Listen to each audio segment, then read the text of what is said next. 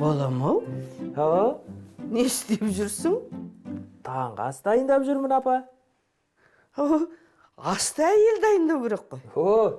Апа, бізде кім бірінші оянады, сол таңғы ас дайындап береді. Ылғи мен бірінші оянып оламын, апа. Әйеліңді ұйқысынан тұрғызбағаның дұрыс. Иә. Енді мүмкін өзің бала туып аларсың. Апа, қойыңызшы, онда тұрған не бар? Кеше Аида тезін жоғалғанын қатты уайымдап, ауырып қалды.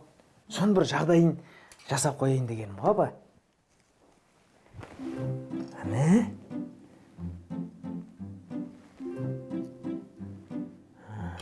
Міне?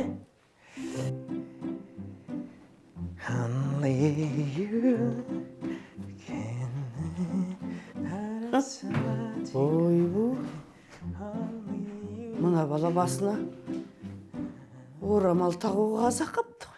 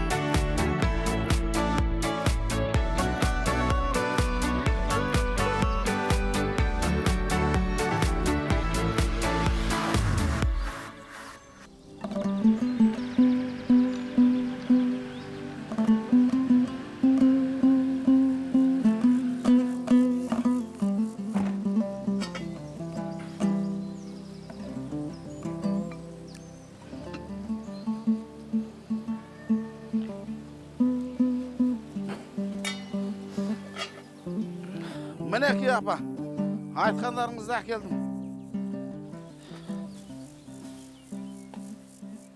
Ауданда бәрі бар деп қоямыз. Мына ананасыңызды іздемеген жерім жоқ. Мейрамдарда ғана сатылатын шайды ма? Бәрі келді балама. Мен аналар ыстық сүт ішінші деп таң атпай сиыр сау жүрсем, табиғи шырын ішеміз дейді. Ана шетелдіктерді айтам. Табиғи шырын жақсы ғой. Бірақ бізге қайдам. Мына ананастың біреуі 900 теңге тұрады екен. Оданша өзіміздің нанымызды матырып қойып, айран сүтіміз аман болсын. Балалар тұрмаған ба? Ұйықтасын, жолдан әбден шаршаған ғой. Ұйықтағанден түс болды ғой. Мейлі, мен онда ауданға тағы жуылдатып бір рейс жасап келейін. Мұқашан, бергеш. Тағы бірдеме керек па? Келіп отыршы. Күйеу балалардың ішіндегі естісі өзіңсің. Енді ақырын өспесін. Айтыңыз. Саған айтпағанда кімге айтам? Ана қыстаубай қысы жазы малдың соңында еш нәрсеге ебі жоқ. Жамандағаным емес қой. Ал сайлауды енді өзің білесің. Жоқ, айта берсеңізші апа. Ана қыздарға айтайын десем, бірден от алып шығады ғой. Ал ұлтудың жайын өзің білесің. Бірден астан кестен қылады. Жоқ, енді жұмбақтамай айтсаңыз енді. Ана арман бір түрлі болып кеткен сияқты. Астапыралла, не болды? Денсаулығына бірдеңке болды? Жоқ, денсаулығы жақсы, Құдайға шүкір. Енді анау балалардың кенжесі болғаннан кейін тым еркелетіп жібердік па? Жоқ әлде анау шетелдің әдеттері сондай ма? Әйел жанды болып бара жатқан сияқты. Апа, бағанан бері айтайын деп отырғаныңыз осы ма? Қазір екінің бірі сондай ғой. Қалжыңдаймын енді. Әй, енді ер азаматсыңдар ғой. Бұлай Арманжан менен сөйлесіп, ақылыңды айтып, сөйтіп көрсең қалай болады? Енді ол жақтың әдет ғұрпы бір басқа, біздікі бір басқа.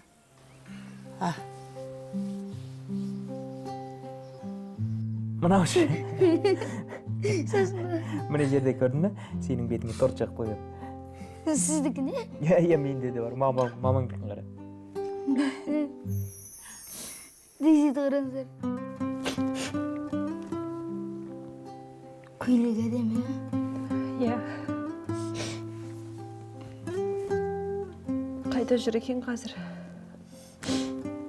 Егер табылмаса не істейміз? Сайлау жезем, арыз жаздық. Іздейміз деді. Тек үміт үзбейік, табылады.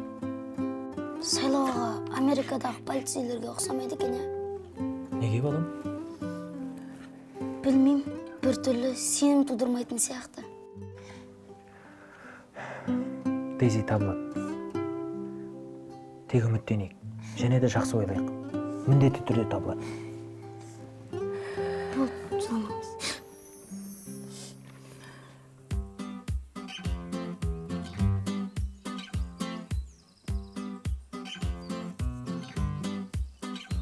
Күнжой! Бағиланың иті ғой. Сумаңдап жүрінбейтін жері жоқ. Марқұм Арманжанның әкесі жаратқаннан жалбарынып сұрап алған жалғыз ұл. Маңдайынан шертпе, ұрыспа, ұрма деуші еді. Жарықтық атам алтын адам еді ғой. Анау тойларға, құдай тамаққа, қайнаталарын көліктеріне отырғызып алып, ары бері тасып жүрген құрдастарымды көргенде көңілім бөлек мен. Мына балалар тәрбиесінен түсінгенім, ұл баланы қатты еркелетіп өсірсе нәзік болады екен. Ал қыз баланы қатты еркелетіп өсірсе, мына тура сенің әйелің сияқты бет қарайтпайтын атайман болып өседі екен.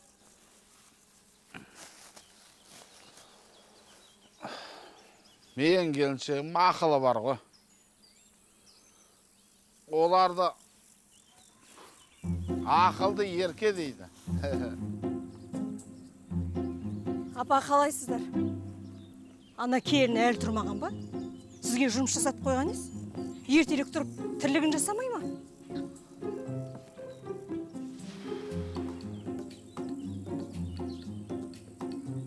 Не болды?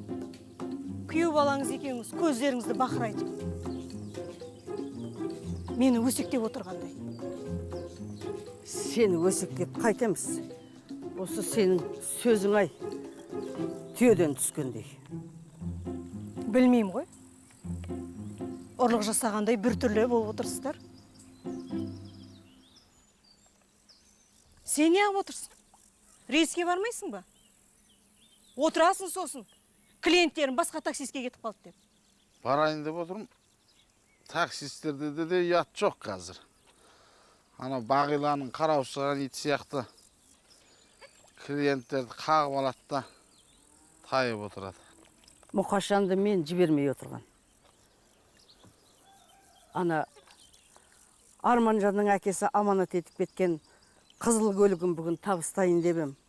Соның майымен суын ауыстырып берсін дедім Мұқашанға. О, сармайдай сақтаған сарайдағы қызыл көлік шығады деңізші. Шықпағанда, ұлым азамат болғанда табыста, оғынға дейін ешкімге тегізбе деген. Сол аманатын бүгін орындайын деп отырмын. Мә, ол көліктің де сақталып тұрғаны 20 жыл болды. Күннің көзіне шығып, рахаттанатын болды. Тезірек шығарайық онда. Арман, көлігіңді қабыл ал.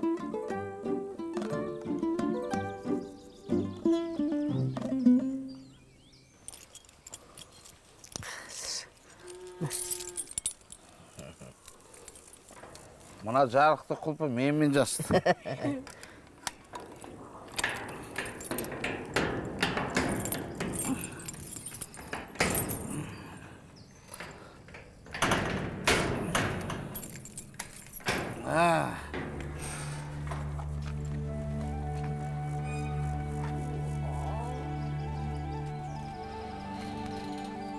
Әже, бұл қандай көлік? Range Rover ма, әлде Cadillac па? Қазір өзің көресің қызым. Бұл советский Range Rover. Бісміллә. Әнеки.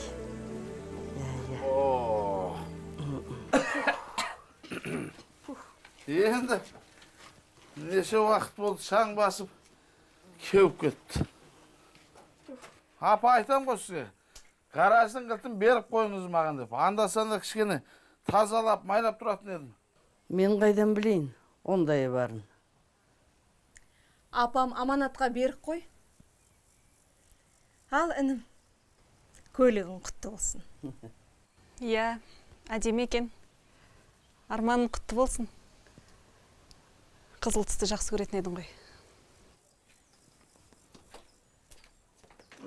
Айтпақшы апа, бүгін ұл болсын мен ұлдан алар келеді. Ең болмаса, келінің қолынан шай ішетін шығармыз.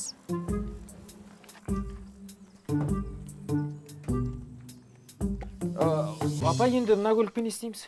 Жезде? Мұқаш, Не істегенде? Былай істейік. Апа, сіздер кішкене арырақ тұрыңыздар, жігіттер. Мына кең жерге кішкене шығарайық.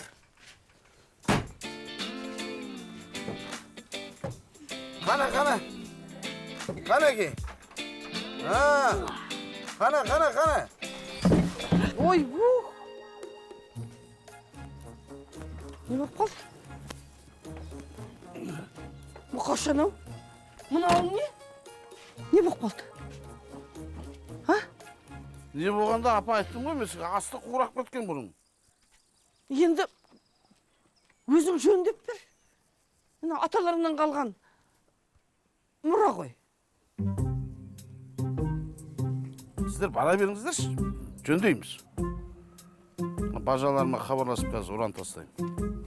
Туй. Алло.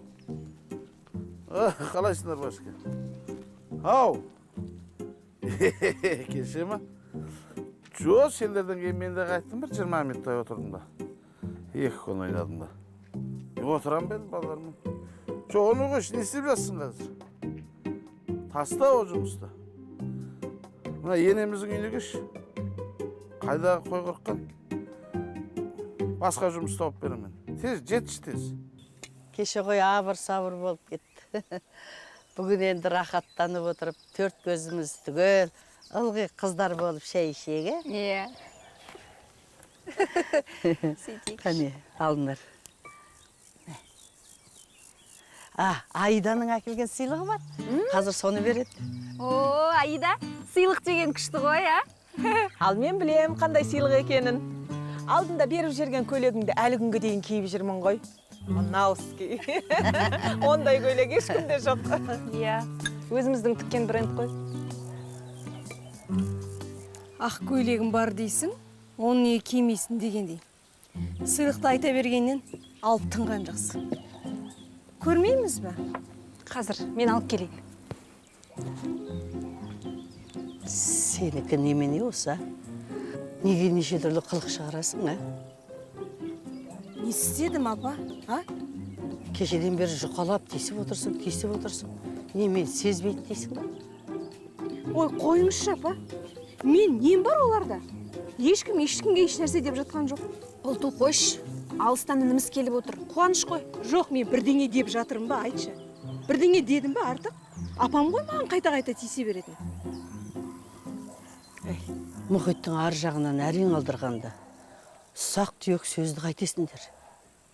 Сөз қадірін білетін жасқа жеттіңдер ғой. Апа, ұлту артық ештеңе айтқан жоқ қой. Апамды түсінуге болады. Алыстан ұлы келіп қобалжып жүргені ғой. Апа, балаларыңыз ауылда қалып, қасыңызда болуға жазсын. Рахмет жаным.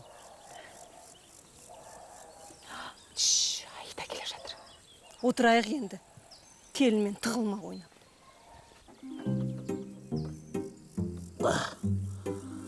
Ай болды.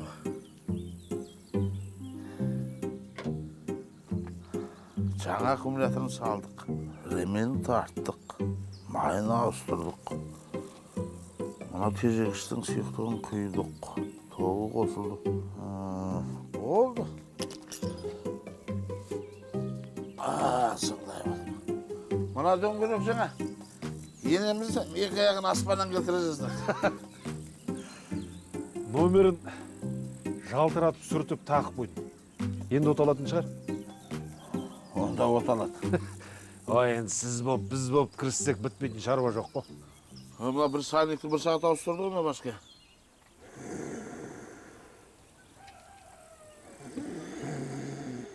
Ой, ұйықтап жатыр ғой мынау. Сабазым-ай, жер талғамайды ғой. Өткен жолы құдық қазып жатып, шұңқырдың ішінде ұйықтап қалыпты. Баша. Ауруға сәлемдет қамайды деген сол. Не болды сонша басым тұр болдың ғой. Сәлем блок тартып қойын, бәрі дайын. Қой, онда көрейік. Ауылда бар ғой, осы ескі нөмірмен жүре берсін. Бірдеңе болса өзім жауап берем. Сен жауап берсең, әуел ауданда жауап бер. Жоқ, ауданға әлі келмейді. Ол ауылда не керегі бар? Қане Бажа?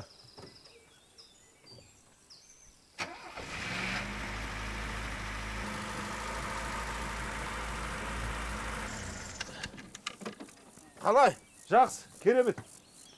Ал енді болсақ, мынау кеңдеу жерге шығарып бір жалтыратып жуып алмаймыз да.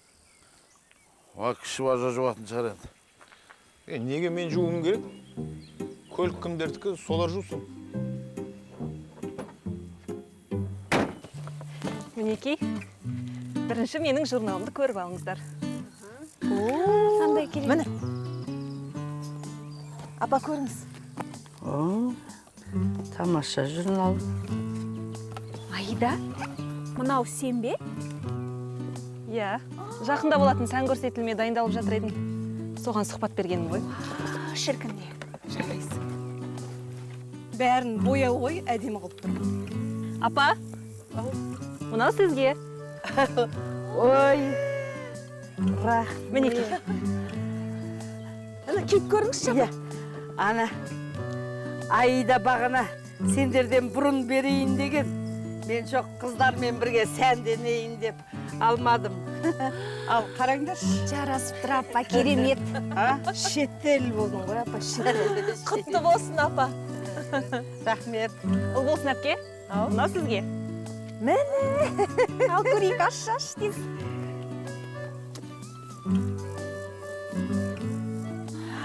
Қандай ашық өзің, Я, менің өлшемім. Күшті екен, керемет екен. Тісі өзім атасы қандай.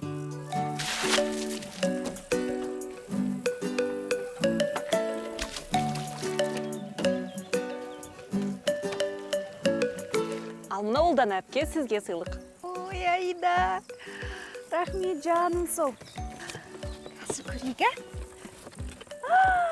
Қызыл түс, менің ең сүйікті түсім ғой мынау. Қалай екен? Әдемі. Әдемі ма? Жарасып тұр ма? Тамаша қолын. Жақсы. Рахмет, Айда. Ұлту әпкем, мынау сізге сыйлық. Мінекей.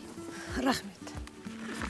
Айданың арқасында импортный көйлек киіп жарқырап қалатын болдыңдар. Ой, Айда, рахмет жаным. Оқасы жоқ. Түстері қандай керемет, Ашық сондай, Иә. Сары түс деген жақсы ғой. Жүрейік енді әңгелек құсап, сарғайып. Эска. Мен сізге былтырғы өлшеммен әкеліп қойыппын.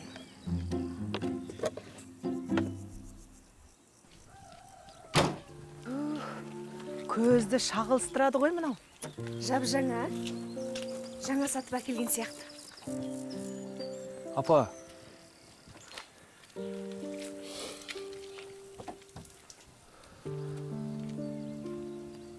Шал есіне түсіп жатыр. О кезде апам да жас. Қызыл Жигули де жас. Бірақ уақыт шіркін бір орында тұрмайды Бажеке. Қалай апа? Зауыттан шыққандай жарқырап тұрма? Рахмет айналайындар. Егер әкесі тірі болса, ұлын атқа мінгізгендей қуанар еді ғой. Қойыңызшы апа. Өзіңіз көңілшек болып кеттісіз ғой.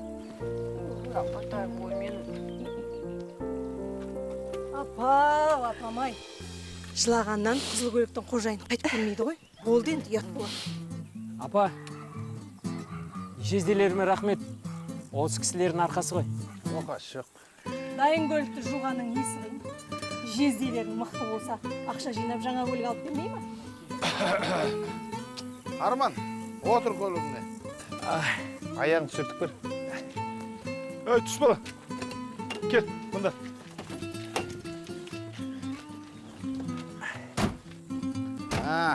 Кілтті қос.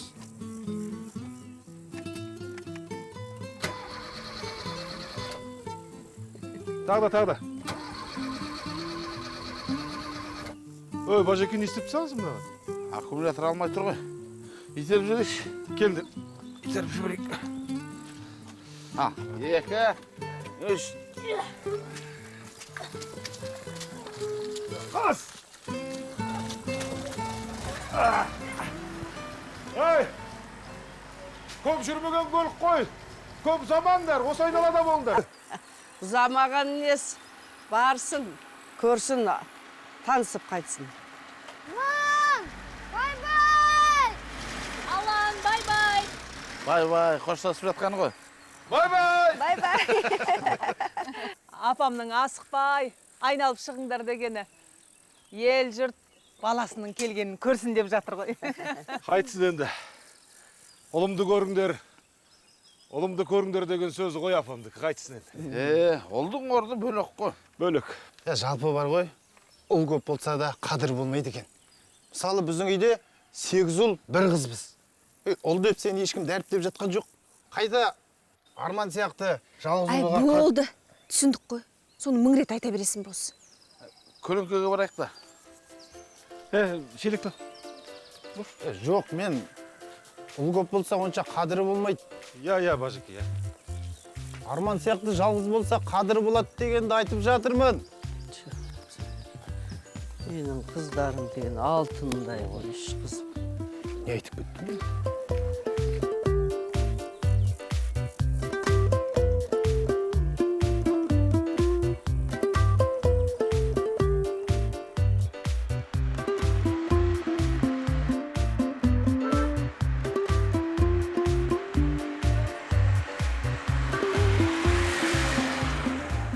Мына Оразбектің көлігі ғой.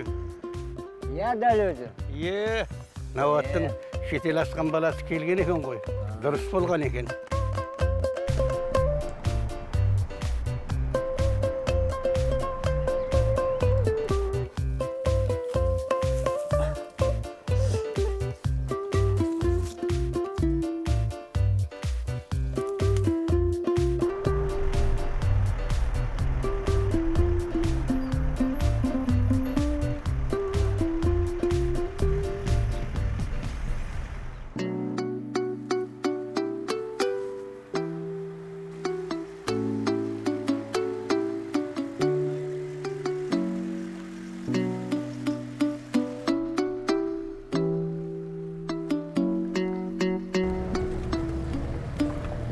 Кім алмас айтпадыңыз ғой?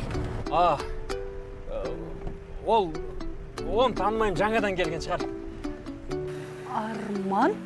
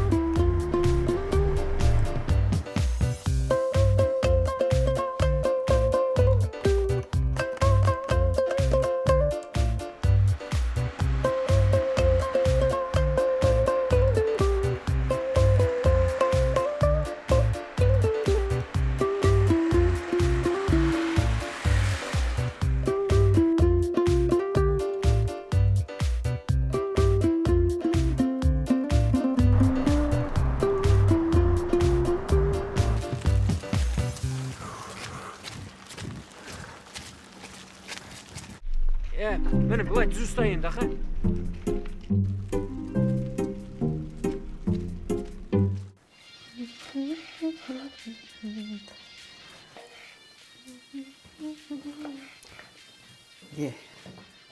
Ай, Ойбу! Ай! не болды? Қолымды кесіп алдым. Қане? Ой, жазылып кетеді. Апа, Кесіп алдым. Бір кішкентай сырып кетіпті ғой.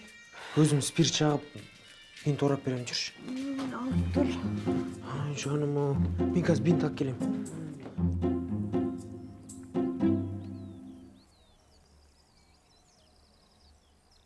Ой, пырмай, мына орағаның тойға сән дегеннен кем болмады ғой. Бір саусақтың өзін осыншама орайсың, сонда адамдарды қай уақытта емдеп үлгересің, а? Әже, негізінде әкем адамдарды емдемейді. Ол кісі... Алын, анау, сен үйден қайшын алып келе қойшы маған. Тез. Жарайды, әке. Бол.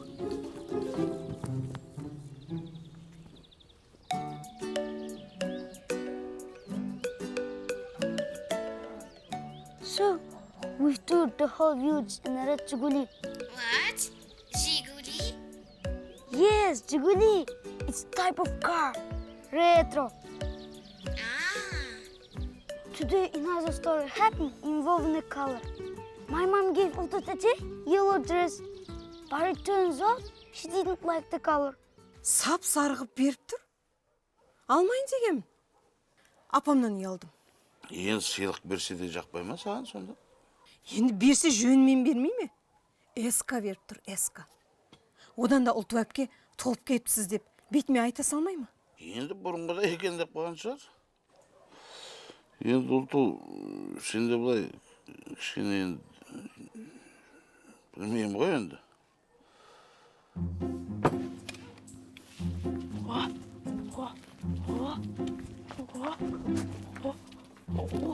Апа, осы топ бәле болды. Үй көрмейді тентірек. Қайда жүрсің, кеш болды ма? Қолың жуда шайыңды іш.